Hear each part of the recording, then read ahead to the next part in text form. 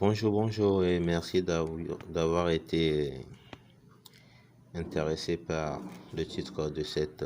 vidéo que vous allez suivre actuellement. Alors, comme vous pouvez le constater, nous sommes à notre première parution de notre magazine Coin de la psychologie du travail qui va nous permettre de pouvoir avoir une idée sur beaucoup de choses concernant la psychologie du travail et aussi les domaines dans lesquels elle intervient et l'importance pour cette science qui est une science nouvelle pour nous qui sommes des travailleurs et des futurs travailleurs. Donc, comme le dit le titre déjà, aujourd'hui nous allons parler de la psychologie du travail en général. Alors, c'est quoi la psychologie du travail? La psychologie du travail des organisations est une branche de la psychologie, elle-même qui est une science sociale qui étudie l'homme, qui s'intéresse aux attitudes et comportements humains en rapport avec le travail et au sein des organisations. Du coup, l'objectif de la psychologie du travail et des organisations, c'est de créer un cadre de travail fondé sur une harmonie optimale entre l'homme et le travail. Tout comme moi, vous le savez bien, que le travail permet à l'homme de s'épanouir, de réaliser ses rêves, d'arriver à ses aspirations. Mais cette tâche-là, qu'est le travail, constitue aussi pour nous une source de souffrance. C'est-à-dire quand nous travaillons, nous avons l'habitude quelquefois de sentir du stress, de se lasser, de ne plus avoir envie de travailler parce qu'il y a plusieurs contraintes, il y a des astreintes auxquelles nous sommes liés dans l'exercice de nos fonctions, de nos travail, qui nous font vraiment perdre des fois espoir et nous donnent l'envie de ne plus travailler. Donc, la psychologie du travail va constituer une science qui va nous aider à pouvoir supporter notre vie de travailleur et pouvoir avoir le courage de continuer le travail qui nous permet aujourd'hui de pouvoir nous réaliser. Alors,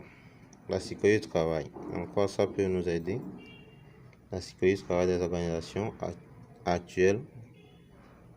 c'est-à-dire de nos jours, s'occupe des questions de recrutement. C'est-à-dire ça va intervenir dans le domaine des recrutements et principalement au niveau des évaluations, des sélections, de l'intégration du personnel. La psychologie du travail va intervenir au niveau des performances, des pathologies au travail. C'est tout ce qui est lié à la souffrance au travail, le stress et les maladies psychologiques, la dévalorisation de soi, le burn-out, comme on peut le dire, l'épuisement professionnel, la mort au travail, le suicide, tout cela. La gestion des groupes de travail, c'est-à-dire la gestion des normes, des conflits, la gestion du personnel par rapport à la motivation, l'implication, l'attitude, le management, mais aussi l'insertion et la réinsertion professionnelle, la formation, l'orientation, etc. Alors,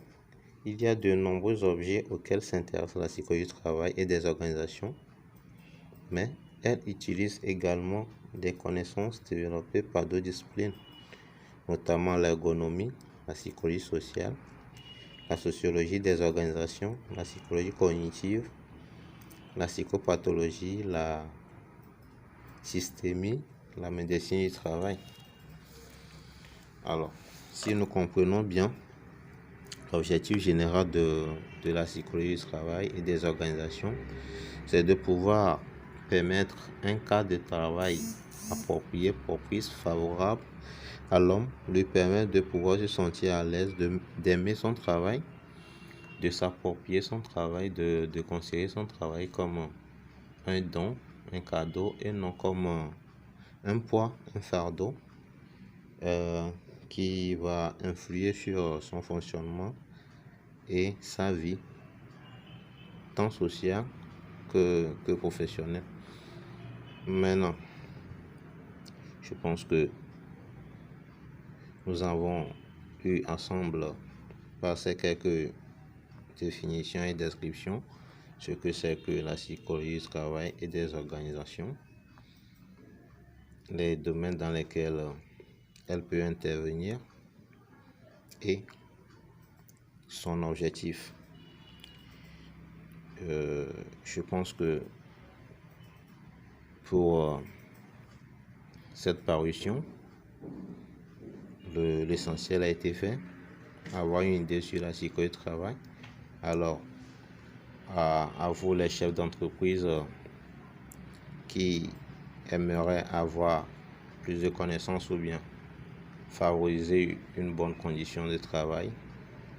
une situation de motivation très forte en vos personnels, essayez de pratiquer ou bien d'avoir quelques connaissances sur la psychologie du travail des organisations, les pratiques de la psychologie du travail des organisations et pouvoir les s'appliquer dans vos institutions. Ça vous permettra beaucoup de favoriser un cadre de travail très propice, un climat professionnel très agréable et un travail vraiment efficace, ce qui boosterait vos rendements. Et au personnel, ceux qui travaillent, la psychologie du travail vous permet également de savoir ce que vous attendez effectivement de votre société et ce que votre société attend de vous, ce que vous pouvez gagner, ce que vous ne pouvez pas gagner, quels sont vos droits, quels sont vos devoirs et comment travailler pour que le travail en lui-même ne constitue pas une source de souffrance pour vous. Je pense que dans les prochaines parutions de notre magazine, nous allons aborder les différents domaines d'intervention de la psychologie du travail en organisation et aussi essayer de parler sur certains points de documents professionnels qui pourraient vraiment vous aider à bien mener, gérer votre entreprise et aussi vous permettre de pouvoir valoriser votre estime de soi, pouvoir vous aider à booster votre niveau de motivation au travail et aussi à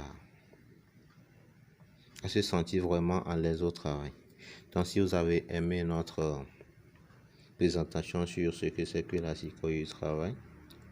alors n'hésitez pas à liker notre page, à vous abonner et nous allons sous peu avoir une nouvelle parution de notre magazine qui va porter certainement sur un point vraiment très important sur la psychologie du travail en entreprise. Merci bien et à plus.